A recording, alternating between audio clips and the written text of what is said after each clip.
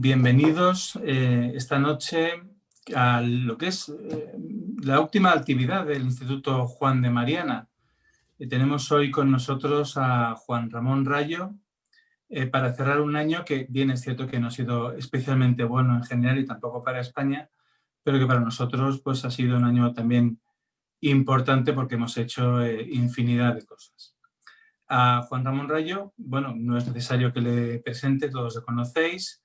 Es miembro fundador del Instituto Juan de Mariana, ha sido director ejecutivo durante muchos años y es economista, uno de los economistas más influyentes de España y no solo de España. Y hoy nos va a hablar de la incertidumbre institucional bajo el capitalismo y el socialismo. Así que nada, Juan Ramón, cuando quieras, estamos aquí todos pendientes escuchándote. Bueno, pues buenas tardes a todos. Muchas gracias por la presentación y muchas gracias por la invitación.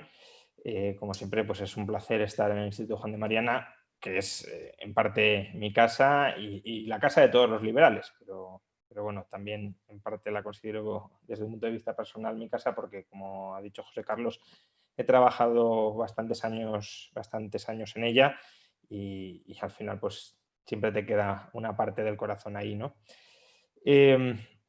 Aprovecho, por cierto, este comienzo de la charla, primero para desearos a todos felices fiestas en general, feliz Navidad durante, bueno, pues en 2 semanas a todos los asistentes y también, bueno, quiero desearle a José Carlos mucha suerte en esta nueva andadura del instituto bajo su dirección, que seguro que le va a reportar al instituto enormes éxitos y mucha más influencia que buena falta hace en estos años tan complicados que vienen por delante en nuestro país. Seguro que con Irune hacen un equipo fantástico para dar la batalla de las ideas y de los ideales y tratar de revertir, aunque sea un poquito, la marcha nada liberal de nuestra sociedad. Bueno, hoy, como ha dicho José Carlos, voy a hablar sobre la incertidumbre institucional en el capitalismo y en el socialismo. ¿Por qué quiero hablar sobre la incertidumbre institucional en el capitalismo y en el socialismo? Bueno, pues básicamente porque es una idea en la que hemos estado trabajando conjuntamente con otros 2 economistas, con Philippe Agoust y Miguel Ángel Alonso, en un working paper sobre este asunto, y es un working paper que, bueno, tiene la justificación, casi por efeméride, de que el próximo año, en 2021, se van a cumplir 100 años, un siglo, de la publicación del famoso libro de Frank Knight, Riesgo, Incertidumbre y Beneficio. Un libro que ha sido muy influyente dentro de la ciencia económica y que también es significativo para la escuela austríaca, porque aunque Knight no fuera austríaco, el concepto de incertidumbre pura que desarrolla Knight en esta obra es consustancial, como veremos a lo largo de esta charla, a la función empresarial, que sí es muy consustancial o sí es parte integral del pensamiento austríaco. Entonces, bueno, la principal aportación que nos dejó Knight en este libro, en Riesgo, Incertidumbre y Beneficio, fue la distinción entre riesgo e incertidumbre. O, si queremos de alguna manera clarificar los términos, entre incertidumbre medible e incertidumbre no medible. ¿Qué es el riesgo, por tanto, o incertidumbre medible? Pues son eventos futuros que pueden suceder, pero de los que conocemos la distribución de probabilidad de ocurrencia. En cambio, la incertidumbre pura o incertidumbre no medible, son eventos futuros que pueden suceder, pero sin conocer la distribución de probabilidad de que cada uno de ellos ocurra. Una forma de entender la diferencia entre riesgo e incertidumbre puede ser recurriendo, por ejemplo, a ejemplos de la teoría de juegos, ¿no? Por ejemplo, una partida de póker es un caso de riesgo. ¿Por qué es un caso de riesgo? Pues porque aunque yo no sepa las cartas y la combinación de cartas que tiene el otro o los otros jugadores, sí conozco todo el universo posible de combinaciones que pueden tener. Y aunque el universo sea muy amplio, aunque sea vasto, sí es un universo acotado con una cierta distribución de probabilidad y, por tanto, puedo calcular la probabilidad, o podría calcular la probabilidad, de que los otros jugadores tengan una mano mejor que la mía. Entonces, esto es un caso de riesgo. Conocemos la probabilidad de que sucedan los distintos eventos futuros. ¿Qué sería incertidumbre? Pues que yo esté jugando a una partida de cartas y no sepa a qué juego estoy jugando. Ni siquiera si estoy jugando a algún juego.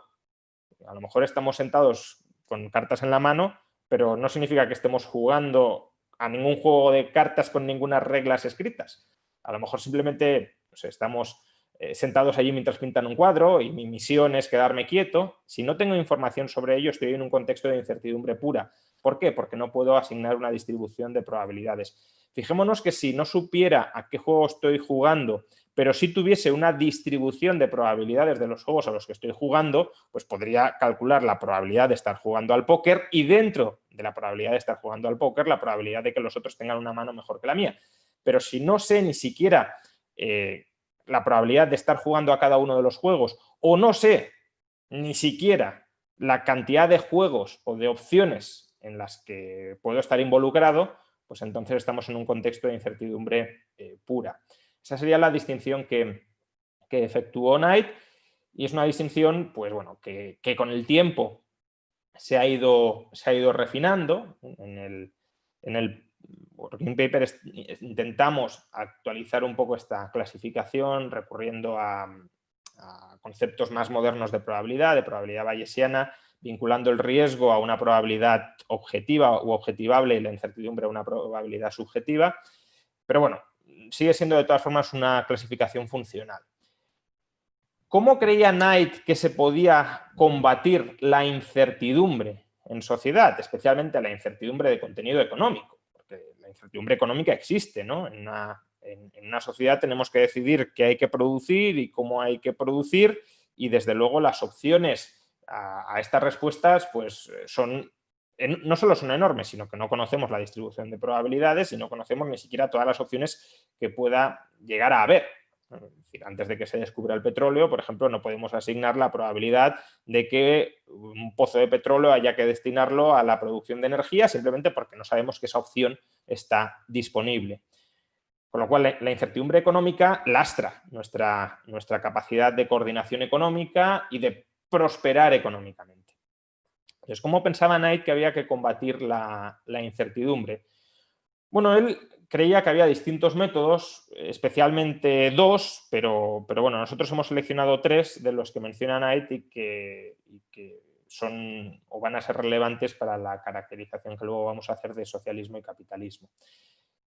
Las tres vías por las que Knight creía que se podía reducir la incertidumbre son la consolidación, la especialización, y la tercera, ya digo que también la menciona Knight, aunque no le da tanta importancia a él como a estas otras dos, la diseminación de información. Entonces, ¿cómo se puede, por tanto, reducir la incertidumbre? Por ejemplo, diseminando información. ¿En qué consiste esto? Pues transmitir información a otras personas que carezcan de ella sobre la distribución de probabilidades de la situación en la que se encuentran, ¿no? Si yo no sé si estoy jugando al póker o a otra cosa, pero me informan de que efectivamente estoy jugando al póker, pues la incertidumbre se ha reducido enormemente. Vamos, ha desaparecido, he transformado una situación de incertidumbre pura en una situación de riesgo, porque a partir de ese momento sí puedo sí puedo empezar a calcular las probabilidades relativas de las distintas jugadas de mis rivales. Es verdad que aún así podría existir una situación de metaincertidumbre, si lo queremos, ¿no? Es decir, cuán confiable es la información que me han transmitido de que estoy jugando al póker. ¿Me están engañando o no me están engañando? Y por tanto, aún así podrían subsistir elementos de incertidumbre, pero desde luego si la fuente que me transmite la información es fiable, como poco podemos decir que la incertidumbre se ha reducido, aunque quizá no haya desaparecido del todo. Otro mecanismo, como hemos mencionado, de reducir o de combatir, de contrarrestar la incertidumbre es con la especialización. ¿Qué es la especialización de acuerdo con Knight? Pues encomendar la gestión de la incertidumbre a aquellas personas que tienen una superior información sobre el entorno o que en todo caso son más habilidosos a la hora de manejar las situaciones de incertidumbre pura, ¿no? Básicamente, pues imaginad una persona que tiene habilidades para conducir estupendamente y tiene que ir conduciendo de noche sin iluminación. Es decir, existe una situación de alta incertidumbre sobre los peligros que se puede encontrar por la carretera. Pero, obviamente, un conductor más habilidoso a la hora de esquivar obstáculos, por ejemplo, evitará accidentes en mayor medida que una persona que bueno, pues no tenga muy buena vista, tenga tiempos de reacción mucho más tardíos, no sea muy hábil al volante, etc. Por tanto, encomendar la gestión de la incertidumbre a personas con mejor información, que trabajan incluso en construir, en revisar, en procesar información y buena información, o personas que por sus características personales tienen mejor predisposición para contrarrestar la incertidumbre, también contribuirá a socialmente reducir la incertidumbre. Y por último, la consolidación. La consolidación es agrupación de casos con el propósito de aplicar la ley de los grandes números. Básicamente, la consolidación está muy ligada al principio de diversificación, ¿no? Imaginad que una empresa tiene que invertir aleatoriamente. La incertidumbre es tan grande que no puede recabar información si un proyecto es mejor que otro. Bueno, pues en ese caso, ¿cómo puede esa empresa reducir su incertidumbre? Si esa empresa tiene un gran tamaño e invierte simultáneamente en diversos proyectos, pues habrá algunos que le saldrán mal y habrá otros que le saldrán bien, con lo cual internamente reduce la incertidumbre frente a una situación en la que solo pudiese elegir un proyecto que le puede salir bien o le puede salir mal, y si le sale mal la empresa desaparece. ¿Bien? Por tanto, estas serían las 3 vías que Knight considera que sirven para reducir dentro de nuestra sociedad la incertidumbre. Bien, ¿cómo conecta esta distinción que hace Knight entre riesgo e incertidumbre con el marco institucional? Y más en concreto, ¿cómo pueden contribuir las instituciones sociales a reducir la incertidumbre por estas 3 vías, diseminación de información, consolidación y especialización, que hemos mencionado? Bueno, lo primero es dar una definición de instituciones, porque hay muchas, y la que vamos a utilizar es que las instituciones son sistemas o conjuntos de normas que estructuran la interacción social. Son, por tanto, normas que prescriben o proscriben conductas y que, al hacerlo, generan ciertos sistemas de creencias compartidos, ¿no? Generan cierta información compartida sobre, en concreto, las reglas de juego y el contenido de las instituciones. Entonces, las instituciones, ya digo, desde un punto de vista austríaco nos tendemos a centrar en instituciones, si lo queremos a gran escala, instituciones políticas, instituciones sociales, pero también puede haber instituciones más microeconómicas. Una empresa no deja de ser una institución. Una organización es un tipo de institución. No es un tipo de institución espontáneo, como que son las que trata Hayek, las que estudia Hayek, y quizá las más importantes, pero sí es un tipo de organización normativa, de sistema normativo que estructura la interacción social dentro de la empresa y, por tanto, es una institución. Entonces, ¿cómo pueden las instituciones, estos sistemas de normas, estos conjuntos de normas que estructuran con premios, con recompensas y sanciones la interacción social, que habilitan o que impulsan a adoptar determinados comportamientos o que impiden o desincentivan otros comportamientos, ¿cómo pueden reducir la incertidumbre? Porque reduciendo la incertidumbre sobre los términos de la interacción social, posibilitamos una mayor interacción social y, por tanto, pues un mayor progreso o un mayor crecimiento económico, un mayor excedente productivo, un mayor excedente de utilidad, si lo queremos, a distribuir entre los individuos. Bueno, pues las instituciones, por un lado, contribuyen a diseminar información entre los individuos. Las instituciones, al ser normas y al ser normas que contienen, como he dicho, obligaciones, prohibiciones o, en todo caso, recomendaciones, porque no todo es obligatorio o prohibido, pues bueno, ese contenido de las normas es información que la mera existencia de las instituciones puede transmitir al conjunto de agentes que se insertan dentro de esas instituciones. A su vez, las instituciones pueden existir, en algunos casos, con el único propósito de transmitir información. Por ejemplo, quizá no el único, pero con el preponderante propósito de transmitir, de generar y transmitir información. Por ejemplo, un mercado de futuros, sobre algunos bienes puede tener el único propósito, casi el único propósito, de generar y transmitir información. Es el caso de, por ejemplo, los futuros sobre el agua y la polémica reciente que ha surgido. Ahí, en ese mercado no se intercambia agua, físicamente agua, sino que únicamente se hacen pujas competitivas apostando sobre cuál va a ser el precio futuro del agua.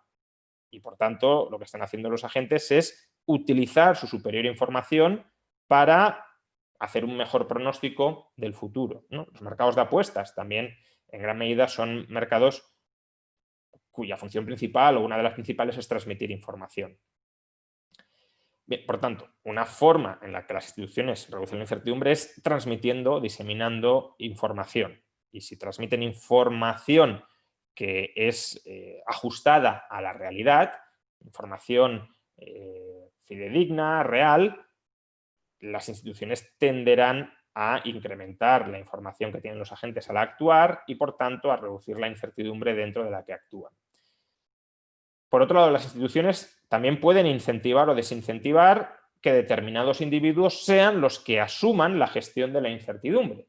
Por tanto, por esa vía, las incertidumbres también influyen en si incrementamos o reducimos la incertidumbre dentro de una sociedad. Si las instituciones lo que hicieran fuera recompensar que los individuos que peor gestionan la incertidumbre sean los que concentren la gestión de esa incertidumbre, evidentemente ese conjunto de normas tendería a exacerbar la incertidumbre. En cambio, si lo que hace es favorecer que aquellos que gestionan mejor la incertidumbre sean los que van concentrando esa gestión, pues tenderá a reducir la incertidumbre. Y por último, las instituciones también pueden fomentar consolidaciones o agrupaciones de individuos entre los que socializar riesgos y también pueden generar hábitos, es decir, patrones agregados de conducta que hagan más fácilmente predecibles, incluso probabilísticamente predecibles, los comportamientos de determinados individuos. Por tanto, en la medida en que las instituciones contribuyen a generar hábitos que refuerzan el cumplimiento de las normas, que no tienen por qué ser la propia norma, sino la superestructura, ¿no?, dirían los marxistas, alrededor de la cual la norma se refuerza y la norma se respeta, incluso se moraliza para asegurar su cumplimiento. Y en la medida en que, además, las instituciones puedan fomentar esas agrupaciones de individuos, por ejemplo, la institución, como ahora veremos, el capitalismo, pues puede fomentar la creación de empresas. La creación de empresas, o la empresa, es una institución o una microinstitución que permite socializar determinados riesgos dentro de la empresa.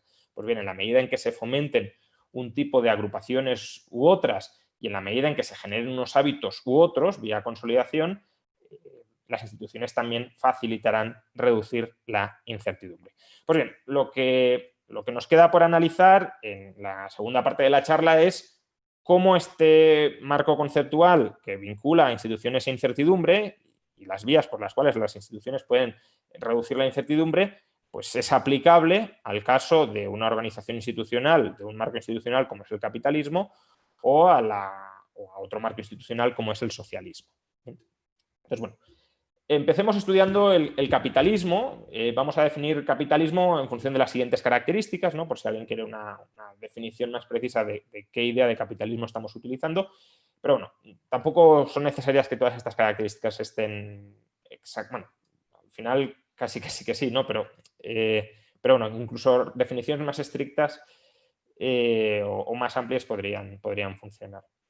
Vamos a definir capitalismo como un marco institucional con las siguientes características: derechos individuales y propiedad personal, intercambios monetarios generalizados, es decir, no solo derechos y libertades individuales, asentadas sobre la libertad individual y sobre la propiedad privada de tipo personal, sino también intercambios de esas propiedades o de determinados servicios dentro del ejercicio de los derechos individuales a cambio de dinero, que estén monetizadas, ni siquiera a través del trueque.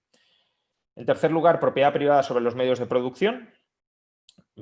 bueno, podríamos incluir la propiedad privada sobre los medios de producción dentro de la propiedad personal, pero bueno, muchos socialistas distinguen, y por tanto conviene remarcarlo, entre la propiedad privada personal, por ejemplo, pues esta mesa o este ordenador o esta webcam es mío, o mi cepillo de dientes es mío, ¿no? La propiedad de uso personal, perdón, la propiedad de uso personal, la propiedad no mercantilizable, y por otro lado tendríamos la propiedad sobre los medios de producción, sobre todo aquello que sirve para producir mercancías y obtener un lucro monetario en el mercado. Es verdad que es una definición muchas veces artificial, porque este ordenador que es de uso personal también puede ser de uso profesional y es el mismo ordenador. Pero bueno, remarquemos que el capitalismo también implica evidentemente la propiedad privada sobre los medios de producción. En cuarto lugar, una división amplia del trabajo, es decir, no producción para el autoconsumo, sino producción para el mercado, especialización productiva, consumo generalista e intercambio cooperativo a través del mercado. Esa división del trabajo, a su vez, no es una división del trabajo de productores individuales que producen mercancías y las llevan al mercado, sino que también es una división del trabajo donde entra, donde forma parte consustancial del sistema, el trabajo asalariado, es decir, el trabajo por cuenta ajena. Los trabajadores, bueno, los agentes económicos pueden convertirse, pueden desempeñar la función de trabajadores, porque no es una clase social como tal, ¿no? Es decir, una persona puede dedicarse a vender, a prestar trabajo por cuenta ajena, o puede dedicarse a autónomo, si ahorra puede devenir capitalista, o un trabajador por cuenta ajena puede a su vez ahorrar y invertir su ahorro y por tanto en ese ámbito ser capitalista, etc. Pero bueno, un agente económico puede vender su fuerza de trabajo, de nuevo dirían los marxistas, convirtiéndose en un trabajador por cuenta ajena. Existe un mercado de factores productivos y uno de esos factores productivos que se compra y se vende es el factor trabajo, la fuerza de trabajo para los marxistas. Y luego, por último, otra característica del capitalismo, porque hasta aquí con estas 5 características quizá podríamos hablar de un libre mercado, ¿no? De un libre mercado no primitivo, por decirlo de alguna manera. Pero para quizá dar el salto del libre mercado al capitalismo hace falta otro elemento, que son los mercados financieros desarrollados. Es decir, no solo la propiedad sobre los medios de producción, sino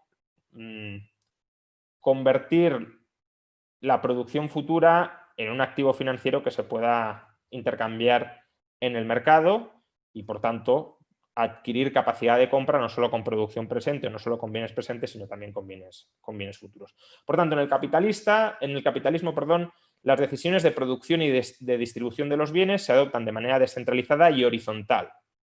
Es decir, no hay un órgano superior jerárquico a todos los agentes económicos que dicte cómo se ha de producir y cómo se han de distribuir los bienes. Estamos en un contexto, por tanto, de cooperación monetizada, es decir, la cooperación se canaliza a través del cálculo económico y es una cooperación calculada, estimada en términos monetarios y que se canaliza o se estructura, se organiza alrededor de los mercados de bienes, de los mercados de factores productivos y de los mercados financieros. ¿Bien? Eso sería más o menos el sistema capitalista.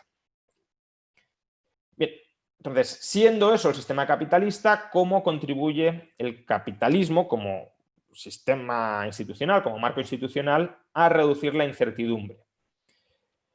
Bueno, Knight pensaba que el capitalismo era el sistema económico, el marco institucional, que mejor contribuía a manejar la incertidumbre.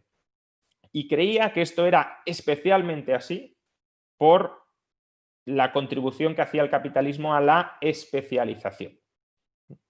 Para Knight, el empresario es el gran protagonista de la reducción de la incertidumbre dentro del capitalismo. ¿Por qué? Porque es el agente que se especializa justamente en gestionar la incertidumbre. Y por empresario no quiero decir directivo, bien, porque los directivos muchas veces no gestionan la incertidumbre o solo la gestionan por delegación y dentro de un rango acotado por quienes han contratado a esos directivos. Entonces, el empresario es el que asume patrimonialmente en sus carnes la incertidumbre y toma decisiones al respecto. O dicho de otra manera, en el caso del empresario existe una conexión estrecha, directa, entre lo que podríamos llamar el control residual de los recursos, es decir, quién decide en última instancia en cada espacio de decisión concreto, en cada empresa, por ejemplo, sobre cómo se van a utilizar los recursos, los factores productivos para producir bienes y servicios. Pues bien, ese control residual sobre los recursos va de la mano de la asignación, de la imputación de la renta residual de la operativa productiva. O dicho de otra manera, ¿qué es la renta residual? La renta residual es el beneficio que queda una vez hemos completado la actividad económica y remunerado, en función de los precios que hemos pactado, todos los factores productivos que hemos utilizado. Esa renta residual es una renta variable, en el sentido de que nosotros, o los empresarios, mejor dicho, acuerdan una serie de precios cerrados con los trabajadores, con los proveedores, y economizan y organizan esos factores productivos para producir unos bienes de consumo que intentan vender a su vez a unos precios pactados me refiero consensuados, ¿no?, de mutuo acuerdo, con los consumidores. Pues bien, la renta residual que queda después de deducir esos gastos de los ingresos es el beneficio puro del que se apropia el empresario, o si lo queremos, el empresario capitalista. Bien, porque el empresario, insisto, no hay que confundirlo para nada con el directivo. Entonces, ¿por qué existe una conexión clara entre control residual y renta residual? Porque en el capitalismo, quien toma las decisiones sobre cómo organizar los recursos frente a la incertidumbre es aquel que internaliza los beneficios o las pérdidas de cuán bien o cuán mal haya gestionado esa incertidumbre. Y como digo, para Knight era el principal mérito del capitalismo, que no separaba el control residual de los recursos de la renta residual después de haber economizado, después de haber hecho un uso económico frente a la incertidumbre de esos recursos. Además, por tanto, el capitalismo incentiva que aparezcan agentes especializados en gestionar la incertidumbre y además el capitalismo, a través del sistema de pérdidas y ganancias, recompensa a aquellos empresarios que gestionen bien la incertidumbre, es decir, a aquellos empresarios que sean capaces, en medio de un contexto de incertidumbre, de generar el máximo valor para terceros al menor coste de oportunidad posible. Y esa recompensa es pues, toda la ganancia pura que generen de esa economización, se la quedan ellos. Por tanto, se recompensa la buena gestión de la incertidumbre y se penaliza la mala gestión de la incertidumbre, porque el empresario que gestione mal la incertidumbre, primero, sufre directamente las pérdidas derivadas de esa mala gestión de la incertidumbre, es decir, no es que esas pérdidas las cargue otro, las soporta él, las sufre él, y además puede llegar un punto en el que la acumulación de pérdidas sea tan grande que quede expulsado del mercado y, por tanto, que pierda ese control sobre determinados factores productivos simplemente porque ha acreditado reiteradamente que no es capaz de administrarlos, de gestionarlos adecuadamente en el actual contexto de incertidumbre. Y además, digamos, estas élites empresariales son élites empresariales no estáticas, sino dinámicas, al menos en un contexto de capitalismo competitivo. ¿Por qué son élites empresariales abiertas? Porque los que pueden ser buenos hoy gestionando la incertidumbre, si las causas subyacentes o la característica de esa incertidumbre cambia con el tiempo, pueden devenir incapaces de seguir gestionando bien la incertidumbre y en ese caso, pues, los que se forraron gestionando bien la incertidumbre durante un tiempo se pueden arruinar durante el siguiente periodo de tiempo si sus habilidades o su información ya no es la adecuada para el nuevo contexto de incertidumbre. Pero es que además no solo eso, sino que esas élites empresariales que no se consolidan estáticamente, sino que evolucionan dinámicamente frente a los cambios de la incertidumbre, también son unas élites empresariales que compiten entre ellas. Es decir, no basta con gestionar la incertidumbre más o menos bien, sino que hay un proceso de selección de las mejores élites o de los mejores empresarios para gestionar la incertidumbre. Puede haber un empresario que no gestione mal la incertidumbre, en el sentido de que sea capaz de generar más valor que el coste de oportunidad hasta el momento de sus recursos, pero si aparece otro empresario que gestiona mejor la incertidumbre, es decir, que es capaz de generar más valor que el anterior con esos factores productivos, pues entonces el primer empresario se verá desplazado por el segundo. Entonces, hay un proceso también de selección, ya digo, de dinámica de gestores, de los gestores más eficientes de esa incertidumbre. Por tanto, es ya no una especialización funcional, en el sentido de crear como una especie de clase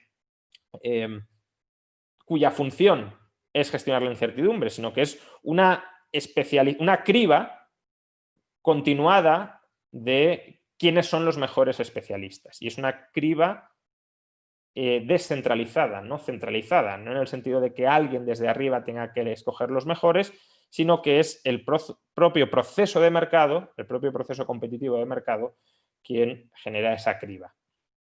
Bien, eso en cuanto a la especialización. Pero luego hay otros factores dentro del capitalismo que también contribuyen a reducir la incertidumbre. Otra característica del capitalismo a la que nadie no da tanta importancia, pero desde luego los austríacos sí, es la diseminación de información.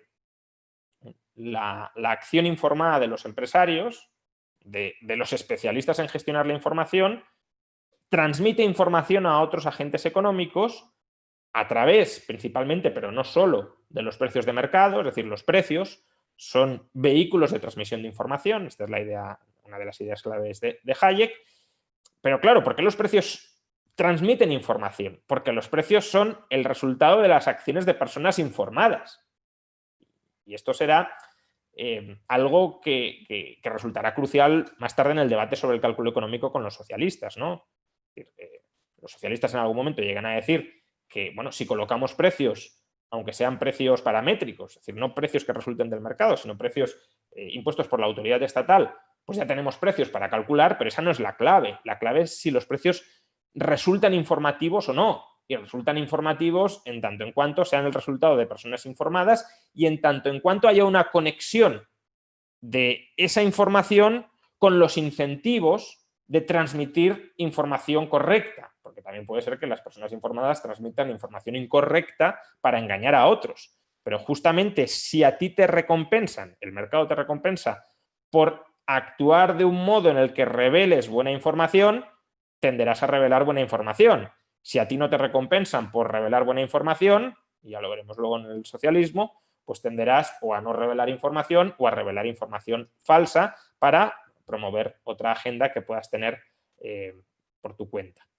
Entonces, las instituciones del capitalismo, los mercados, a través de los precios, no solo los precios de los bienes de consumo, sino de manera muy importante los precios que se forman en los mercados financieros y que son la interacción de las expectativas de numerosísimos agentes económicos sobre cuál va a ser el curso futuro de la economía, y vuelvo al ejemplo del agua por ser de actualidad que he puesto antes, que se produzcan pujas competitivas sobre cuál va a ser el precio futuro del agua, insisto, sin transmisión de derechos sobre el agua, sino solo pujas, apuestas sobre el precio del agua, permite que todos aquellos agentes que tengan información de primera mano o información muy elaborada sobre ese asunto participen en ese mercado y nos acerquen no a cuál va a ser la realidad del futuro, porque la realidad del futuro no la conoce nadie, pero sí que reduzcan enormemente el margen de indeterminación sobre cuál va a ser ese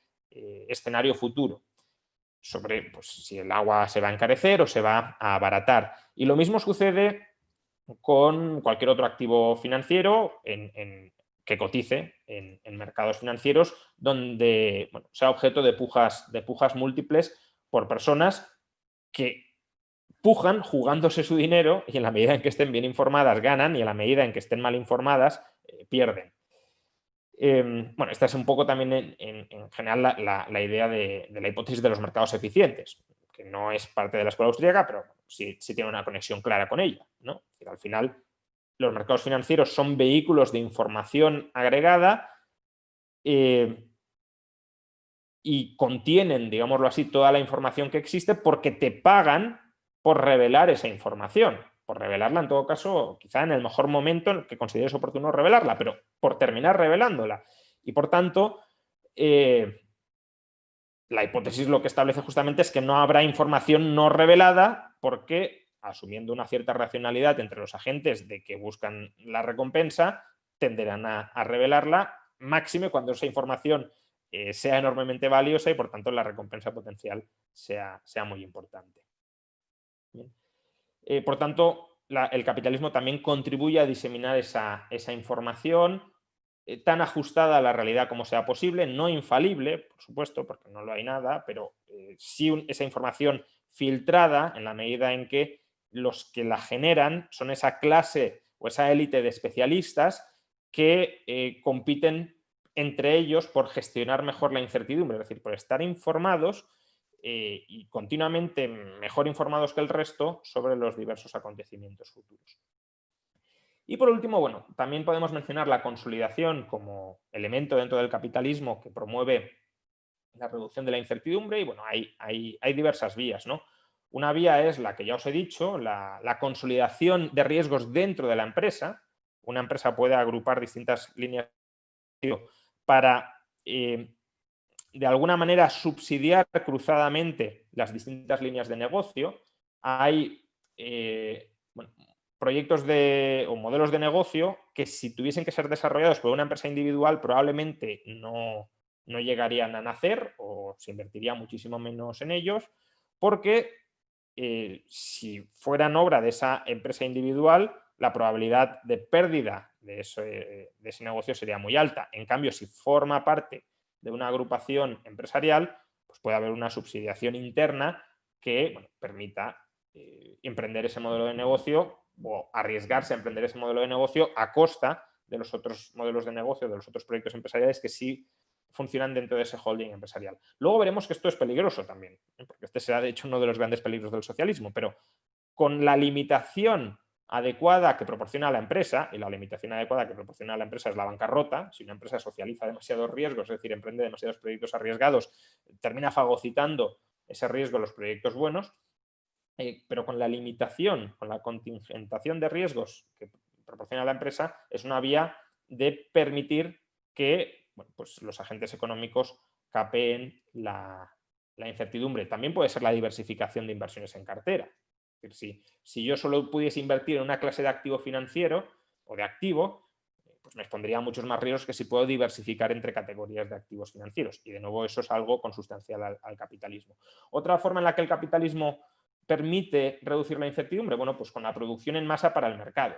La producción en masa para el mercado permite que las empresas no tengan que conocer específicamente cuáles son los gustos, las preferencias de cada uno de los consumidores, sino que permite estimar la demanda en general de un producto y por tanto, en cierto modo, incluso que los consumidores se autoseleccionen a la hora de demandar ese producto. Un empresario no tiene por qué saber si a alguien con quien se encuentra por la calle le gustan los televisores o no, o si está dispuesto a pagar tanto o cuánto por los televisores. Lo que le interesa es cuál es el número agregado de personas, de donde sean, que quieren comprar televisores y a qué precio. Y por tanto, aunque se pueda equivocar sobre si a alguien en concreto le gustan o no los televisores, puede estar acertando sin saberlo con otro que a lo mejor no pensaba que le gustaban, pero sí finalmente le gustan, ¿no? Y bueno, como ya he dicho también, el capitalismo permite la diversificación de riesgos financieros y de hecho una herramienta que Knight considera paradigmática de la consolidación de riesgos dentro del capitalismo son los seguros. De hecho, Knight llega a decir que la diferencia entre riesgo e incertidumbre es si un riesgo es asegurable, o sea, si una situación de incertidumbre es asegurable, entonces es incertidumbre medible y por tanto riesgo. Si una situación de incertidumbre no es actuarialmente asegurable, entonces es incertidumbre pura. Entonces, donde se metan las aseguradoras, en cierta medida, son situaciones de riesgo. Donde no se metan son situaciones de incertidumbre para Knight. No llegaría tan lejos en esa categorización, porque puede haber situaciones de incertidumbre, de riesgo, donde las aseguradoras no se metan, por diversas razones de, a lo mejor, costes de transacción del mercado, pero en todo caso, bueno, obviamente los riesgos cuya distribución de probabilidades podemos llegar a conocer, si son un terreno en el que, si no hubiese fricciones, podrían entrar ilimitadamente las aseguradoras. Vale. Pues, como vemos, en general las instituciones del capitalismo contribuyen a reducir la incertidumbre. El capitalismo es un marco institucional que, por la vía de la especialización, de la diseminación de información y de la consolidación, contribuye a reducir la incertidumbre. Vamos a ver ahora qué sucede con el socialismo. ¿Qué es el socialismo? Bueno, pues de nuevo, por empezar definiéndolo, el socialismo es un sistema económico en el que la propiedad de los medios de producción se halla socializada. Y esa socialización se puede dar tanto en cooperativas de trabajadores, sería un socialismo cooperativista, o se pueden socializar los medios de producción entre el conjunto de la sociedad. Sería el socialismo estatal, bueno, algunos a lo mejor dirían el anarcocomunismo, aunque nosotros nos vamos a centrar en el socialismo estatal. Por tanto, la crítica que voy a hacer a continuación no tendría por qué afectar necesariamente al socialismo cooperativista, que es criticable por otras razones, tiene otros problemas, pero no es el objeto de esta charla, o el anarcocomunismo, que bueno, es un sistema que tampoco nadie ha explicado nunca demasiado bien cómo se estructuraría. El socialismo estatal, sin embargo, sí sabemos cómo funciona, porque hemos tenido muchísimas experiencias, diversas experiencias dramáticas, uno diría, pero bueno, muchísimas experiencias del mismo en el siglo XX y en parte también en el siglo XXI. En el socialismo estatal, los medios de producción les corresponden o son propiedad nominalmente del conjunto de la sociedad. Algunos creen que esto abre la puerta a una especie de socialismo asambleario, pero evidentemente tiende a prevalecer la ley de hierro de las oligarquías, aunque solo sea por economización del tiempo de decisiones. La cantidad de decisiones económicas que se han de tomar sobre todos los medios de producción de una economía como la española, no digamos ya como la estadounidense, es tan sumamente brutal que si el conjunto de ciudadanos tuviese que estar votando continuamente sobre cada una de las decisiones de producción a adoptar, no haría otra cosa durante todo el día que estar votando, sin ningún tipo de información, por supuesto, porque no daría tiempo a informarse debidamente sobre, que todo el mundo se informara debidamente sobre todos y cada uno de los aspectos a decidir, y ni siquiera en ese tiempo, durante las 24 horas del día, tendríamos suficiente como para votar sobre todos los asuntos que diariamente hay que decidir en una organización económica. Por eso, en todo socialismo donde la propiedad de los medios de producción se delega al conjunto de la sociedad o se atribuye al conjunto de la sociedad, aparece la figura de la delegación en una burocracia especializada en planificar, en organizar en nombre del conjunto de la sociedad esos medios de producción. Por eso el socialismo estatal, ¿no? Porque el socialismo, al final, el socialismo que atribuye la propiedad a toda la sociedad termina degenerando necesariamente en un socialismo estatal, donde hay una burocracia, insisto, especializada en planificar el uso de los factores productivos, el uso de los medios de producción, y esa burocracia toma decisiones que, mientras en el capitalismo eran descentralizadas y horizontales, en el socialismo son centralizadas y verticales. Ahí la decisión se toma en un plan central que transmite órdenes de arriba a abajo. Y esas órdenes, el plan son mandatos, ¿no? Economía de mandatos, lo podríamos llamar.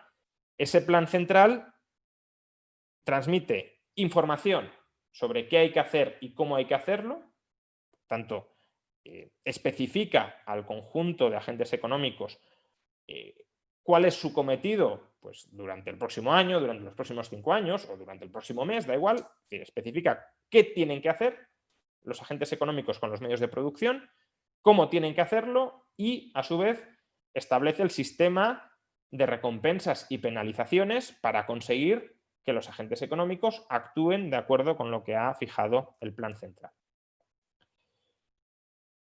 Pues bien, ¿cómo este sistema económico, este marco institucional del socialismo, contribuye a aumentar o a reducir la incertidumbre? ¿Cómo afecta a la incertidumbre? Bueno, pues empecemos con la consolidación, ¿no? Es decir, cómo las instituciones socialistas afectan a la consolidación como estrategia para reducir la incertidumbre. En principio, uno podría pensar que el socialismo consigue la máxima consolidación posible, la máxima agrupación posible de casos, ¿no? Al final, el plan central planifica para todos y, por tanto, socializa absolutamente todos los riesgos entre todos.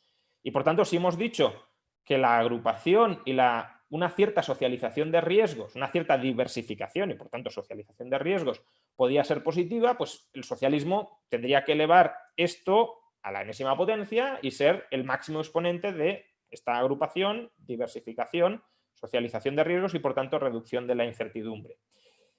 El problema de esto es que no existe ningún mecanismo que autolimite los riesgos que están asumiendo los planificadores o que están socializando los planificadores dentro del conjunto de la economía, precisamente porque el socialismo es un sistema jerárquico, vertical, donde los de arriba determinan qué tienen que hacer los de abajo y nadie les puede toser, digámoslo así, a los de arriba.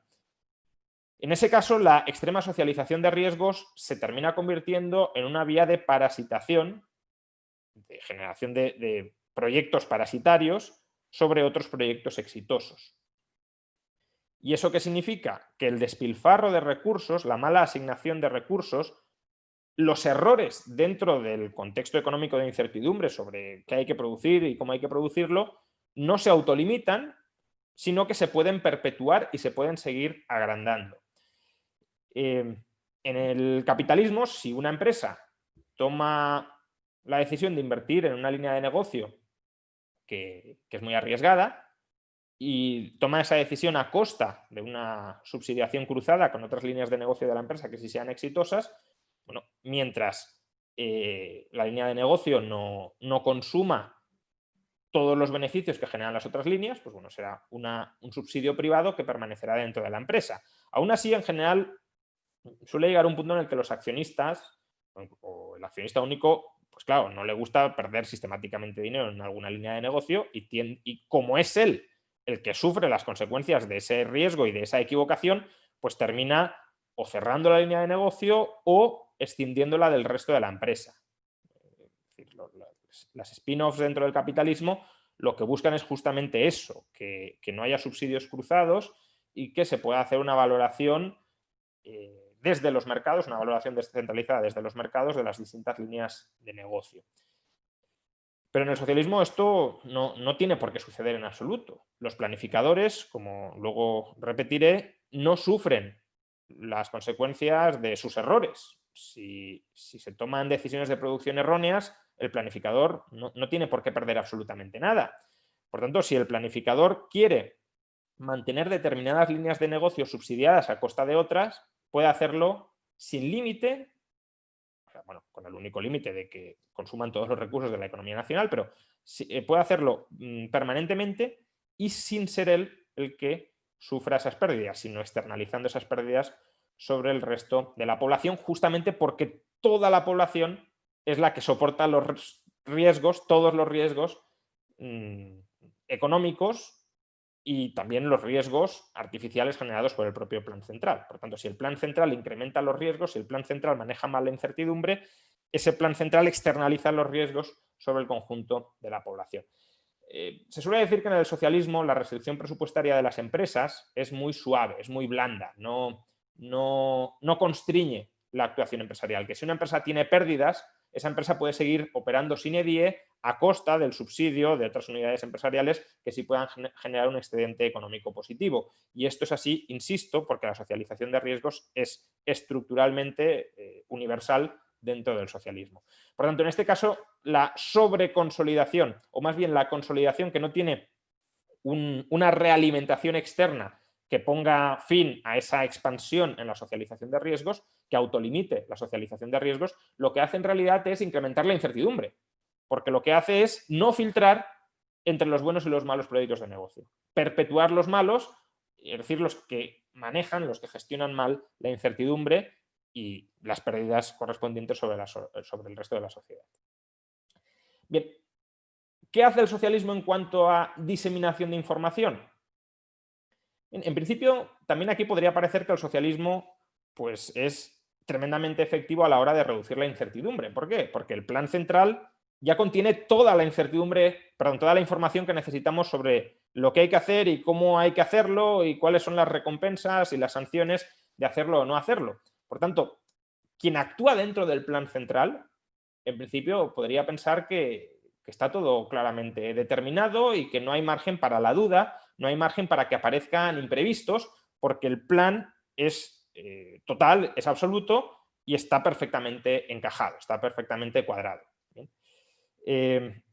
Frente a un empresario que, claro, se enfrenta a un empresario en el sistema capitalista que se enfrenta a un contexto de incertidumbre porque no sabe por qué le puede pasar en el futuro, no sabe qué decisiones van a tomar otros empresarios, no sabe qué decisiones van a tomar los consumidores, no sabe qué decisiones van a tomar otros agentes económicos. En el socialismo, bueno, las decisiones de los consumidores es verdad que no están en principio planificadas, aunque sí había planes de planificación y de orientación de consumo racional a muy largo plazo, pero desde luego las acciones de otros empresarios están perfectamente especificadas ex ante dentro del plan central. Y por tanto, un gestor de una empresa pública se mueve en un contexto productivo en el que todo es relativamente previsible. O eso es, en teoría, lo que podría parecer, pero no es la realidad. El plan central del socialismo incrementa la incertidumbre tanto dentro del plan como fuera del plan, o hacia adentro y hacia fuera del plan. ¿Por qué incrementa la incertidumbre hacia dentro del plan? Porque aunque sobre el papel toda la operativa de todas las empresas socialistas esté perfectamente encajada y por tanto todo parezca una máquina adecuadamente engrasada y con todos los engranajes perfectamente colocados, en la práctica los errores de planificación existen.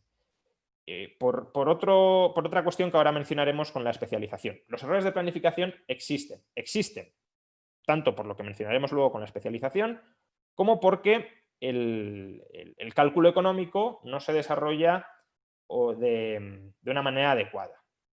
Que esta sería, ¿no?, la gran crítica de los austríacos.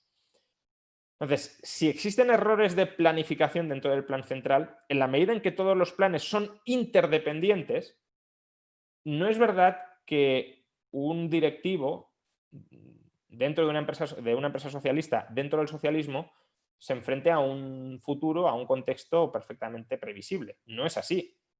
En el socialismo, las interrupciones de actividad de las empresas eran continuadas, por ejemplo, por falta de suministros. ¿Y por qué podían faltar suministros? Pues porque no se había planificado adecuadamente el potencial productivo de una determinada unidad empresarial que tenía que producir un determinado material y no lo ha producido en suficientes cantidades, con lo cual otra empresa que necesitaba ese material no lo tiene a su disposición y como no lo tiene no se le puede asignar y si no se le asigna no puede producir. En el capitalismo estas distorsiones, que también existen, evidentemente, se corrigen de manera muy rápida a través del sistema de precios porque se recompensa aceleradamente la corrección de esos errores hacia aquellos que son prioritarios, hacia aquellos que urge más corregir. En el socialismo, el plan central se tenía que estar reelaborando continuamente para corregir sus imperfecciones, para corregir sus errores. Y esas correcciones, como se generaban también a ciegas, sin un cálculo económico detrás que contuviera la mejor información en cada momento sobre la situación real del mercado o de la sociedad, pues podían dar lugar a nuevos errores y a nuevos problemas en otras partes de la economía. Es decir, apagabas un fuego aquí, pero se te encendía otra parte de la economía. Bien, esto en cuanto a la incertidumbre que se genera dentro o hacia dentro del plan. Insisto, no es verdad que un directivo socialista tuviese perfecta previsibilidad sobre cuál iba a ser su futuro. Otra cosa es que no tuviese consecuencias negativas para él, que ese es otro problema. Pero desde luego, si a un directivo socialista se le pregunta a principio de año, ¿usted está convencido de que va a conseguir cumplir con su parte del plan a final de año? La respuesta no iba a ser que no. Iba a ser, me da igual si lo cumplo o no, o en determinadas condiciones me va a dar igual. Pero desde luego, certeza en que lo va a cumplir, ni muchísimo menos. Y luego, incertidumbre hacia afuera del plan. ¿Por qué? Pues porque podría ser que el plan esté perfectamente encajado, que sea muy coherente, que sea muy riguroso, que vaya todo como una máquina, vamos, ya digo, perfectamente engrasada, y que sea un plan horroroso, que no se dirija a economizar los recursos en el sentido de satisfacer las necesidades más urgentes de los ciudadanos al menor coste de oportunidad posible. Y esta coherencia entre el plan y las necesidades, las preferencias y las oportunidades tecnológicas de una sociedad, esa incoherencia, o mejor dicho, incoherencia entre unos y otros, es la gran crítica más general del cálculo económico que hacen los austríacos al socialismo. Por tanto, el socialismo lo que puede hacer es crear e imponer información disfuncional para gestionar la incertidumbre sobre el conjunto de la sociedad. Información disfuncional que además, de nuevo, no es disputable por información ajena al plan que intente tumbar ese plan, porque el plan lo absolutiza todo y no hay nada fuera del plan. Y por tanto, si el órgano central se equivoca masivamente, nos equivocamos por necesidad todos y no hay posibilidad de corregirlo desde abajo porque los de abajo no planifican, pese a que los de abajo, y esta además es otro problema del socialismo, sean los que de verdad tienen la información sobre qué hay que producir y cómo hay que producirlo. Pero como se planifica desde arriba para todos y los de arriba no tienen la información y los de abajo no transmiten la información, porque ni quieren ni pueden, no es información fácilmente transmitible y además no hay ningún incentivo a hacerlo, pues los de arriba no tienen información adecuada e imponen información mala, errónea, equivocada sobre la organización del conjunto de la economía. Y terminamos, tanto la charla como el apartado del socialismo, con el estudio o el análisis de cómo afecta la especialización dentro del socialismo o cómo el socialismo influye en la especialización como estrategia para reducir la incertidumbre. Bueno, en el caso del socialismo, ya lo he mencionado antes y lo repito ahora, para Knight sería el gran problema del socialismo, los incentivos de los que planifican y también de los que actúan, es decir, tanto de los planificadores como de los subordinados que tienen que replicar las órdenes de los planificadores, están desalineados. ¿Por qué? Porque el control residual, es decir, el control sobre los recursos, no coincide o no se le imputa al mismo que la renta residual, que los beneficios o las pérdidas derivadas de la buena o mala gestión de esos recursos. Y esa desvinculación entre control y renta residual provoca un incremento de la incertidumbre económica por dos vías, ¿no? Por la vía de los planificadores, a los que se les modifica la estructura de incentivos, y por la vía de los subordinados, a los que también se les modifica la estructura de incentivos. Entonces, los superiores, ¿por qué tienen incentivos desalineados con buscar la máxima eficiencia económica en el sentido de generar la máxima utilidad para el máximo número de gente al menor coste de oportunidad? Pues porque los planificadores no reciben la renta residual, no reciben ningún beneficio o ninguna pérdida vinculado a esa gestión de planificación. Los planificadores son factores contratados, es decir, no son empresarios puros en la terminología de Knight, sino asalariados, a los que se les paga por desarrollar una tarea. Y si la desarrollan bien, cobran lo mismo, o a lo mejor cobran una prima adicional, y si lo desarrollan mal, cobran lo mismo o cobran algo menos o incluso aunque se les despida. ¿Bien? Pero en todo caso son asalariados que no internalizan plenamente los beneficios o gran parte de los beneficios y gran parte de las pérdidas derivadas de su actividad. Con lo cual, digamos, el incentivo individual está descoordinado de la generación de valor para el resto de la sociedad. En el capitalismo está alineado, salvo cuando existen externalidades positivas y negativas o internalizadas, pero cuando no existen está alineado. ¿Por qué? Porque el empresario que economiza bien los recursos gana mucho dinero. El empresario que economiza mal los recursos pierde mucho dinero. En el socialismo, insisto, no. ¿Y esto qué provoca? Pues provoca que los planificadores en realidad no planifiquen pensando en el bienestar de los ciudadanos, que además no conocen, no tienen la información que necesitan para planificarlo, sino que planifican pensando en su propia agenda personal, en cómo a través de la planificación pueden obtener, digámoslo así, beneficios no monetarios. Beneficios no monetarios que además no son representativos del valor que están generando, que están generando añadidamente para el resto de la sociedad. Por ejemplo, ¿cómo puedo conseguir consolidarme en este cargo? ¿Cómo puedo promocionar en el cargo? ¿Cómo puedo ampliar el tamaño de mi burocracia? Es decir, tener más gente bajo mi control y bajo mi dirección. ¿Cómo puedo colocar a mis familiares? ¿Cómo puedo enriquecer incluso a mi ciudad natal, ¿no? Imagínate un planificador que dice, hemos de montar una empresa, ¿dónde? Pues aquí, que es mi pueblo, mi ciudad, donde nací. Es esa agenda privada la que terminan promoviendo y es la información relativa a esa agenda privada la que de verdad buscan, la que de verdad recaban. No buscan información sobre el bienestar del resto de la ciudadanía. Hombre, uno puede pensar que existe una cierta conexión, pero en todo caso débil, entre que un planificador lo haga bien a la hora de, bueno, producir los bienes más valiosos al menor coste de oportunidad y su perspectiva de prosperar profesionalmente. Pero eso puede ser así en alguna medida o puede no ser así en ninguna. Es decir, dentro de las jerarquías, especialmente cuando son jerarquías monopolísticas y que no pueden ser desplazadas por otras que lo hagan mejor, no tiene por qué primar en absoluto el servicio a terceros. Lo que puede primar es la capacidad de machacar a tus rivales por vías distintas, vamos, la lucha política por el poder. Al poder en España no llega el que mejor sirva a los ciudadanos, sino el que más sabe manipular a los ciudadanos y el que más sabe mantener unificado a su partido o a otros partidos con los que pacta en el Parlamento.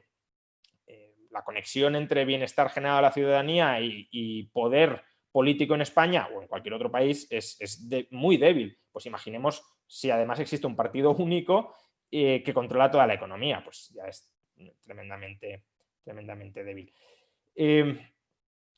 Con lo cual, claro, los planificadores, pues Knight creía que, claro, decía, el gran peligro de las burocracias es que tienen el incentivo a no innovar, ¿no? Porque a mí me pagan por seguir haciendo lo mismo. Entonces, ¿para qué voy a innovar haciendo algo radicalmente distinto que en todo caso puede llegar a fracasar?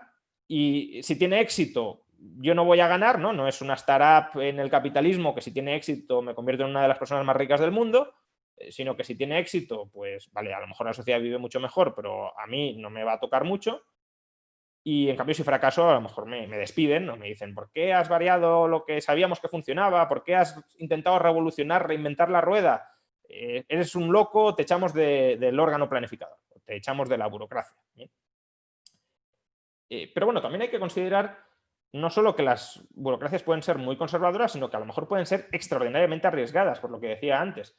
Imaginad que por alguna cuestión esté bien visto dentro de la jerarquía que los planificadores sean muy osados, sean muy innovadores, apuesten muy decididamente por el futuro en proyectos que puedan parecer pues, visionarios. Pues entonces esa burocracia en contra de la población, a lo mejor la población se está muriendo de hambre, eso es una exageración, pero que no tiene necesidades muy básicas satisfechas y está invirtiendo masivamente en carrera espacial, además sin ningún tipo de criterio, ¿no? Entonces, bueno, también podría ser que las burocracias asumieran demasiados riesgos porque no son ellas las que soportan esos riesgos y sí, en cambio, pueden recibir parte de los beneficios por promoción interna de simplemente asumirlos, de simplemente exhibir que está siendo muy osado, muy valiente a la hora de impulsar determinados proyectos. En definitiva, que en el socialismo no hay un mecanismo adecuado de selección de élites planificadoras, por decirlo de alguna manera. No hay ninguna forma de seleccionar a los mejores planificadores porque no hay una contestación, no hay una realimentación que expulse, que nos permita determinar cuándo un planificador ha planificado bien o ha planificado mal, que nos permita individualizar la responsabilidad y que además de manera descentralizada, porque en el socialismo es de manera arbitraria, es decir, son los de arriba los que deciden a quién se quita y a quién se promociona, sino en el capitalismo de manera descentralizada es las propias normas de la institución son las que echan a los que no generan valor y a los que se equivocan sistemáticamente. No hace falta que el gobierno diga, esta empresa no funciona muy bien, la cerramos. No. De hecho, normalmente el gobierno lo que intenta hacer es rescatar las que no funcionan bien, ¿no? Pero no hace falta que el Estado determine qué empresas hay que cerrar. Se cierran las que no obtienen beneficios. En el socialismo no. Porque en el socialismo incluso el planificador puede modificar los precios de los factores para que una empresa que tiene pérdidas pase a tener beneficios. Por tanto, el concepto de beneficios y pérdidas es un concepto sin significado dentro del socialismo. Y por último, ¿qué pasa con los subordinados? Es decir, cómo la especialización a la hora, por ejemplo, de reproducir las órdenes y de descubrir nueva información sobre cómo mejorar las órdenes influye, cómo el socialismo influye en que los subordinados se especialicen en descubrir nueva información, en transmitir nueva información. Bueno, pues evidentemente al subordinado se le paga o no se le castiga por seguir órdenes. El subordinado no tiene que innovar, no tiene que rebelarse contra las órdenes que le han dado. Por tanto, ¿para qué va a buscar nueva información si no va a poder desplegar esa nueva información, salvo que los de arriba se lo autoricen? Pero es que si se lo autorizan, de nuevo el subordinado no tiene ninguna ganancia, no tiene ninguna ganancia potencial. Al subordinado se le paga, insisto, al directivo de una empresa pública, se le paga por, te damos estos recursos, tienes que conseguir estas cuotas de producción. No inventes mucho. ¿Bien? Si ya lo has hecho, sigue haciéndolo así. No hay otros empresarios en ese mismo sector que puedan decir, yo lo estoy haciendo mejor, tengo una mejor idea, esta no funciona, sino que las ideas son una y la misma y vienen marcadas desde arriba. Y por tanto, insisto, el directivo de una empresa pública no se va a poner a pensar, a investigar cómo se podrían hacer las cosas de una mejor manera. Incluso aunque lo sepa, no tiene ninguna razón para revelárselo a los de arriba. Es más, el incentivo que tiene el subordinado es a transmitirles a los de arriba información falsa, información falseada. Información falseada antes de elaborar el plan y después de elaborar el plan. ¿Por qué información falseada antes de elaborar el plan? Porque si tu misión como subordinado es cumplir el plan, tú lo que quieres es maximizar la probabilidad de cumplimiento del plan. ¿Y cómo puedes maximizar la probabilidad de cumplimiento del plan? Pues consiguiendo que el superior, el planificador, no te ponga objetivos muy complicados de conseguir y que además te dote con muchos recursos para conseguir esos objetivos sencillos. Esto es lo que János Kornai llama negociación vertical entre el subordinado y el superior. Es decir, como os he dicho antes, el superior no tiene la información sobre cuál es la capacidad productiva de una empresa pública. El subordinado sí puede tener una cierta idea porque es el directivo, es el que está sobre el terreno, el que conoce los trabajadores que tiene, lo que pueden trabajar, lo habilidosos que son, sabe cuánto se suele producir y cuánto más se podría producir. Entonces, el superior le tiene que consultar al subordinado cuál es el potencial productivo. Pero el subordinado, como os he dicho, le intentará engañar, le intentará transmitir información falsa. Le dirá, mi potencial productivo no es muy alto, aunque lo sea. ¿Por qué? Porque si tiene que producir 10.000 televisores y luego se quedan 9.000, no cumple con la cuota. En cambio, si dice, no, solo puedo producir 1.000, más que 1.000 es imposible. Pues, aunque pueda producir 9.000, intentará tirar por lo bajo su capacidad productiva, intentará subestimar su capacidad productiva. Y a su vez, le intentará vender la moto al superior que para conseguir ese objetivo necesita de muchos factores productivos, necesita de muchos trabajadores, necesita de muchas materias primas, necesita de mucha energía, de mucha maquinaria, porque claro, si tú maximizas los inputs y minimizas los outputs requeridos, maximizas la probabilidad de cumplimiento de la orden. Entonces, el subordinado intenta hacer esto, que fijaos que esto es la antieconomización total de los recursos. El empresario en el capitalismo intenta hacer lo contrario, minimizar los inputs y maximizar los outputs, porque si lo logra hacer, maximiza la renta residual que le es imputable. En cambio, en el socialismo, como lo que tienes es que maximizar la probabilidad de cumplimiento, minimizando outputs y maximizando inputs, antieconomizando, despilfarrando los recursos, es como maximizas la orden. Y obviamente el superior esto lo sabe que le va a intentar engañar, etc. Pero tampoco sabe cuánto le está engañando. Es decir, sabe que le está intentando engañar, pero no sabe por cuánto. Pues hay diversas técnicas que se utilizaban para evitar que los superiores fueran engañados por los subordinados. Una era el efecto trinquete. Pues, si has conseguido producir 5.000 televisores un año, todos los años como poco 5.000. Y de hecho 5.000 más el 5% o más el 10%, porque presupongo que el mínimo, el objetivo o la producción de este año es el mínimo que tienes que conseguir en años subsiguientes. Y presupongo que además has de ser capaz de incrementar la eficiencia y por tanto que has de incrementar la producción. Pero claro, el efecto trinquete, uno puede tener un año bueno, a lo mejor le dieron muchos recursos ese año, o los trabajadores estaban especialmente motivados, o tenía trabajadores mejores que se han ido jubilando, o imagínate, en la industria agraria pues, fue un año de buenas cosechas, lo que fuera. Ese mínimo no tiene por qué ser realmente representativo. De hecho, justamente porque el subordinado sabe que el efecto trinquete estará en funcionamiento, todavía va a intentar subestimar más su capacidad productiva, porque dice, como diga que puedo producir 9.000, todos los años, como poco, me van a obligar a producir 9.000. Pues más vale que le persuada de que como mucho puedo 1.000, así aunque me suba a 2.000 y me utilice el suelo de 2.000 como efecto trinquete, pues bueno, aún tengo espacio para cumplir con el plan. Entonces, el subordinado intenta transmitir la información falsa al superior antes de elaborar el plan. Y también le intenta transmitir información falsa después de elaborar el plan. Intenta fingir que ha cumplido escrupulosamente con las órdenes. ¿Y cómo se podía fingir que se cumplía con las órdenes? Hombre, cuantitativamente no tenía por qué ser fácil engañar, aunque bueno, también podría decir, he producido todo esto y no haberlo producido, y como no van siempre a contar todo lo que has producido, pues no lo verificaban. Pero bueno, cuantitativamente es más complicado engañar. Ahora, cualitativamente es tremendamente fácil engañar, o al menos es, digamos, tremendamente fácil saltarte el espíritu del plan para hacer que has cumplido. Si a ti te dicen, has de producir 1.000.000 de pares de zapatos, vale, los voy a producir. Ya la calidad, la cantidad de tela, etcétera, la calidad de las suelas, ya veremos cuál es. Si no me das mucho material, pues de donde salía un par de zapatos antes, o dos, ahora va a salir, perdón, de donde salía uno, ahora van a salir dos, o tres, o cuatro. ¿Por qué? Pues porque el plan lo tiene muy complicado para especificar la calidad.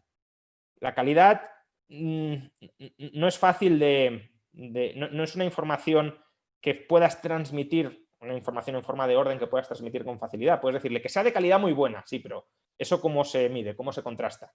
¿Cómo el subordinado sabe si la calidad es muy buena o no? ¿Y cómo luego corrobora que se ha cumplido el plan o no? ¿Cómo verifica que se ha cumplido el plan o no? Con lo cual, como la calidad es muy difícil de verificar si encaja o no con el plan, y además tampoco servía a los planificadores para hacer propaganda, porque la propaganda era, hemos producido 10 millones de pares de zapatos, ya, la calidad, o 1.000.000 de televisores, bueno, la calidad, o 10.000 coches, ya, la calidad, bien. Entonces, puedes deteriorar la calidad para incrementar la cantidad, y eso, pues, hasta cierto punto, claro, es un incumplimiento del plan, porque si produces bienes, mercancías disfuncionales, que tienen la carcasa pero no funcionan bien o no funcionan todo lo bien que deberían funcionar, pues evidentemente no has producido realmente el bien, has producido un subproducto que te ha sido más fácil de producir y por eso cuantitativamente parece que has logrado el bien. Entonces, claro, toda esa información pues también se transmite ficticiamente, ¿no? Este método productivo, esta organización empresarial es adecuada para producir 1.000.000 de televisores. Ya, pero a lo mejor son 1.000.000 de televisores que son una basura de televisores. Estás transmitiendo a los demás, a los superiores, la idea de que esta es la organización eficiente cuando no tiene en absoluto por qué serlo. Ya digo, estás siendo recompensado para generar, para manufacturar información engañosa y para transmitirla a los demás. Y todo esto, de nuevo, lo que hace es incrementar todavía más la incertidumbre, porque ya no te tienes que preocupar únicamente de la incertidumbre propia de cómo produzco o cómo no produzco, es decir, cómo maximizo la utilidad generada dentro de una determinada organización económica, sino que ya me tengo que preocupar también casi del politiquerío y de la gestión de la burocracia de este me está engañando, este no me está engañando, este me está transmitiendo información falsa para que me crea que así maximizo la utilidad cuando no la maximizo, etcétera, ¿no? Y por supuesto, al final, quienes pagan el pato son los ciudadanos que no tienen forma de, bueno, pues tumbar ese plan central y escoger otros planes que a sus ojos puedan resultar más adecuados, ¿no? Janos Kornai decía que el socialismo era la teoría de la tiranía de la producción sobre el consumo, porque al consumidor se le imponía el plan central y no tenía alternativa, y por eso se llegaba a lo que Kornai llamaba un equilibrio forzoso. Y con esto ya termino. En el capitalismo, cuando alcanzamos una situación de equilibrio, significa que el mercado se vacía, que cuantitativamente hay la misma cantidad de compradores y de vendedores y que no hay ni excedentes ni carestías de un determinado bien. En el socialismo, el mercado se puede llegar, los bienes, la distribución de bienes se puede llegar a vaciar, pero no porque sean los bienes que quiere la población, sino simplemente porque como la población ya asume que los errores de planificación son sistemáticos y que por tanto nunca se van a producir o nunca van a estar disponibles, o solo van a estar disponibles por casualidad, no de manera sistemática, los bienes que ellos valoran de manera más intensa, la gente se termina conformando con comprar cualquier cosa que le ofrezcan. Y por tanto, puede ser que las tiendas estén vacías, que no haya productos a la venta. Por supuesto, de los productos más urgentemente demandados estarán desabastecidos o desabastecidas las tiendas, pero también puede ser que de productos producidos de manera superflua, como errores dentro del plan empresarial, dentro del plan central, también estén vaciadas las tiendas porque la gente diga, bueno, pues mejor que tener el dinero ocioso en la cuenta corriente, que además ni se puede invertir en nada, no hay mercados financieros en los que invertir el ahorro, pues bueno, me compro esto, que no es ni muchísimo menos una prioridad a la hora de ser adquirido, no es algo muy importante para mí, pero mejor eso que no tener el dinero parado. Al menos me sirve para algo. Y claro, esa reacción de la gente tampoco transmite información adecuada a los planificadores, porque aunque el planificador quisiera saber lo que quiere de verdad la gente, observando cómo se vacían las tiendas, lo único que ve, o lo único que probablemente esté viendo, es un vaciamiento frustrado. Es decir, ¿vale? No hay, todo se vende, pero no sé discriminar qué es más importante y qué es menos importante, y por tanto no tengo realimentación a la hora de mejorar el plan si es que quisiera mejorar el plan, que ya hemos visto que en realidad no tiene incentivos en absoluto para estar continuamente mejorando el plan. Y por tanto, todo ello lo que hace es generar una macroincertidumbre donde básicamente la economización de los recursos fracasa estrepitosamente, y de ahí la llamada imposibilidad del socialismo, que es simplemente el triunfo de una incertidumbre no mejorada sobre la planificación central. Muchas gracias. Muchas gracias, Juan Ramón. Excelente tu charla, porque además has unido una serie de puntos que, bueno, podías pensar que estaban ahí y les has dado todo un sentido, y desde un tipo de análisis muy interesante, que es el análisis de riesgos. Tenemos infinidad de preguntas, no da tiempo a todas, ya lo advierto.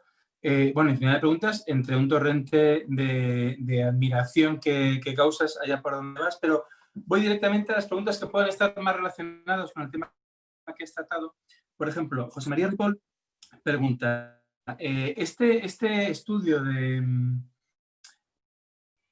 incertidumbre en las instituciones, ¿se puede aplicar a mercados no regulados como puede ser el de la marihuana? La verdad es que no termino de entender la pregunta. Evidentemente, en mercados, no sé si se refiere a mercados negros, no a no regulados, quizás se refiere a mercados negros, ¿no? A mercados perseguidos por el Estado, también tienes tus instituciones, claro que sí. En mercados negros hay instituciones, uno sabe dónde tiene que comprar, uno sabe quiénes venden, se han desarrollado hábitos para discriminar buenos y malos vendedores, buen y mal producto. Pero, bueno, siendo mejor que exista un mercado ahí a que no exista, son mercados que precisamente por ser ilegales, si es que he entendido bien la pregunta y se refiere a mercados negros, pues la capacidad que tiene de transmitir esa información o de consolidar riesgos es bastante limitada, ¿no? En un mercado negro no puedes hacer publicidad, no te puedes dejar ver mucho y por tanto no te pueden copiar con facilidad. Los precios no son precios que estén arbitrados en todo el mercado, porque no puede haber, no sé, un market maker de la marihuana siendo el mercado de la marihuana ilegal. La consolidación de riesgos pues tampoco se puede dar, porque claro, si vender marihuana es ilegal, ninguna empresa medianamente grande va a vender marihuana, con lo cual no podrá socializar internamente riesgos. Es decir, que se dan estos factores, pero obviamente se dan mucho menos que en mercados formales, y por eso justamente los mercados formales son tan positivos. Muy bien. Jesús Pérez pregunta sobre los bienes comunales. Su pregunta exacta es, ¿qué opinas de la financiación de los bienes comunales? Pero yo entiendo que lo interesante aquí es ver, tú has hecho este análisis sobre el capitalismo y sobre el socialismo.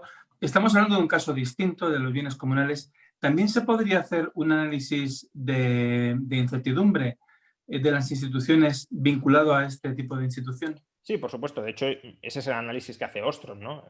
La obra de Ostrom va justamente dirigida a cómo administrar los bienes comunales y cómo administrar tanto para que los bienes comunales se puedan coordinar bien entre los comuneros, se puedan coordinar adecuadamente entre los comuneros, cuáles son las reglas internas que tienen que existir para que pueda haber armonía, para que pueda evitarse el parasitismo o la conflictividad entre los comuneros, y también para que esos bienes comunales no queden de alguna manera aislados del resto de la sociedad, ¿no? Es decir, para que haya posibilidad también de reconvertir bienes comunales en bienes no comunales cuando así se presente, por ejemplo, la oportunidad, ¿no? Pues, no sé, tierras comunales en Japón que se han reconvertido en otros usos ya privados, ¿no? Bueno, la propiedad comunal también es propiedad privada comunal, pero propiedad privada individual, como los comuneros decidiendo o votando pues, desamortizar, digámoslo así, parte de la propiedad comunal. La clave aquí es que no cualquier tipo de institución o no cualquier tipo de arreglo normativo sirve para coordinar bien o para coordinar adecuadamente los bienes comunales, tampoco la propiedad privada individual. Y el análisis de Ostrom justamente se dirige a eso. Pero vamos, que no es lo mismo socialismo ni mucho menos, como decía José Carlos, que bienes comunales. De hecho, los bienes comunales son parte, o al menos pueden estar integrados perfectamente dentro de una economía capitalista, propiedad privada individual o propiedad privada comunal. En el Código Civil español es que además también está así, ¿no? La copropiedad es parte de la propiedad privada.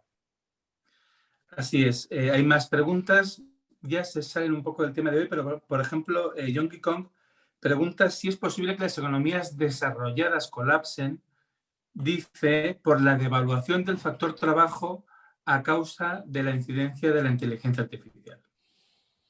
Bueno, de nuevo, no sé muy bien a qué se refiere con colapso. Es decir, quizá lo que se refiere es a que la división del trabajo, ¿no? Porque he mencionado que una de las características del capitalismo era la división del trabajo, colapse si las máquinas o la inteligencia artificial termina desarrollando absolutamente todas las tareas. Y evidentemente, si las máquinas pudiesen desarrollar absolutamente todas las tareas de manera más eficiente que los seres humanos, porque a lo mejor las máquinas las pueden desarrollar todas, pero en algunas tareas sigue siendo más económico contratar a un trabajador, si las máquinas pudieran hacerlo mejor, tanto por eficacia como por coste, es decir, por eficiencia, que todos los seres humanos, pues la división del trabajo o la división del factor trabajo claramente desaparecería. No tendría sentido que dentro de esa organización económica existiera división del trabajo. Otra, bueno, ahora mencionaré dos escenarios,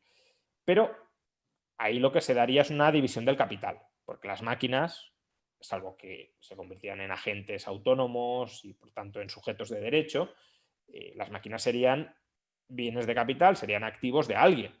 Y por tanto lo que tendría que haber es una adecuada división del capital de esas máquinas para de nuevo economizar esos recursos de tal manera que se genere en cada momento los bienes que son más valiosos.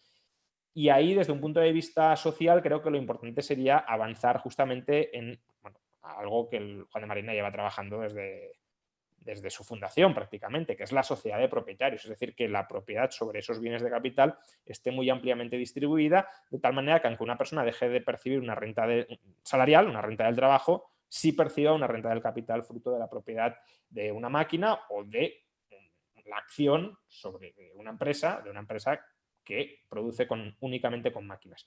Otro escenario quizá más distópico, pero que aún así se podría dar, es que efectivamente si no hay posibilidad de intercambio mutuamente beneficioso entre trabajadores y máquinas, por decirlo de alguna manera, habría una escisión de la cooperación económica. Los trabajadores seguirían dividiendo su trabajo sin inteligencia artificial, seguirían produciendo e intercambiando entre ellos, y luego las máquinas producirían e intercambiarían entre ellas como si fueran dos economías autárquicas, ¿sí? Porque no habría posibilidad de intercambio mutuamente beneficioso entre ellos, pero aún así habría posibilidades de mejorar la coordinación económica entre todos aquellos que, digámoslo así, no se pueden coordinar con las máquinas. Muy bien. Alfonso Antón Romero pregunta lo siguiente. Dice, ¿cómo explicarías que las clases bajas de Chile, dice él, por un lado, no se fían de la educación pública ni se fían de la sanidad pública y, sin embargo, de forma mayoritaria piden más socialismo para el país? A ver, no conozco también el caso, vamos, no conozco sociológicamente bien el caso de Chile como para poder dar una respuesta sobre el terreno a esto. Así expuesto, creo que hay una hipótesis que tiene bastante sentido. Es posible que hoy la educación y la sanidad pública la provisión, la financiación de determinadas escuelas públicas o escuelas concertadas y de hospitales por parte del Estado sea una provisión deficiente. Imaginemos pues, que el Estado, ya digo, es supuesto hipotético porque no conozco esa valoración en Chile, pero que en España pues, suministra educación pública para pobres y la educación pública que suministra es pésima. No digo que sea el caso de España, digo, imaginemos un escenario en España donde fuera así. Pues bueno, los pobres, tienen ojos en la cara y verían que esa educación pública no vale un duro y diría, esto es de una calidad muy deficiente, si tengo la opción voy a escapar de aquí. Pero a su vez podrían decir, bueno, pero es que la solución no es que yo escape de aquí y busque la privada, sino que el Estado meta más dinero y mejore la provisión de este servicio, etcétera, ¿no? Entonces, esa paradoja yo creo que se puede resolver así, que no sé si es el caso de Chile porque, insisto, no tendría que haber encuestado o sondeado a esa parte de la población, pero que no me parece tan incoherente tener esa doble perspectiva. Muy bien, yo no sé si va a dar tiempo a más, pero por lo menos una pregunta más. Alex pregunta si hay algún estudio que explique por qué América Latina sigue en el subdesarrollo. Es verdad que precisamente el caso de Chile casi dice lo contrario, pero también es cierto que, en este momento de incertidumbre, precisamente, ¿no? Incertidumbre institucional. Pero ¿por qué toda una región, digamos, condicionada por la misma cultura, pues se mantiene en el subdesarrollo durante tanto tiempo? Bueno, hay distintas hipótesis. Yo creo que la explicación real es por el marco institucional. El marco institucional, tanto instituciones formales como informales, que muchas veces lo dejamos de lado, es decir, la cultura subyacente es fundamental para el desarrollo económico. Acemoglu y Robinson atribuyen el marco institucional deficiente de Hispanoamérica a la colonización española. Es una hipótesis discutible, ¿no? En el sentido de que no tiene por qué ser necesariamente por eso, pero que tienen un marco institucional deficiente, sobre todo deficiente comparado con Estados Unidos, con Canadá, yo creo que es muy obvio, ya digo, tanto en instituciones formales e informales. Lo que habría que analizar son las distintas hipótesis que explicarían a qué se debe ese marco deficiente. En economía todavía no tenemos un buen modelo que explique los determinantes últimos de los marcos institucionales. Es decir, si sabemos qué marcos institucionales funcionan y cuáles no, si sabemos qué marcos institucionales son necesarios para el desarrollo económico, pero no sabemos muy bien cómo llegar a esos marcos institucionales. No sabemos muy bien qué ha provocado que determinados países tengan determinados marcos institucionales buenos y otros no los tengan. Hay, ya digo, hipótesis, pero que ninguna recoge un consenso demasiado amplio. Muy bien, bueno, pues no nos da tiempo para más. La verdad es que hemos terminado el año por todo lo alto con una conferencia excelente. Por tu parte, Juan Ramón, no lo he dicho antes, pero animo al que no lo haya hecho a entrar en el Instituto Juan de Mariana y buscar una sociedad de propietarios. Y ahí verá el informe al que se refería precisamente Juan Ramón Rayo. También os animo a que os hagáis miembros y forméis parte de esta bien avenida familia que somos. Y nada más, bueno, despedimos un año, ya digo, muy bien. El año que viene tenemos ya programadas varias actividades que son, yo creo, del máximo interés y os iremos informando puntualmente sobre ellas. Juan Ramón, mil gracias por estar con nosotros otra vez. Nada, muchísimas gracias a vosotros, ya lo he dicho, es un honor y un placer estar en el instituto y acompañaros pues, en esta charla de cierre de año, de Navidad. Muchas gracias. Muy bien, pues nada.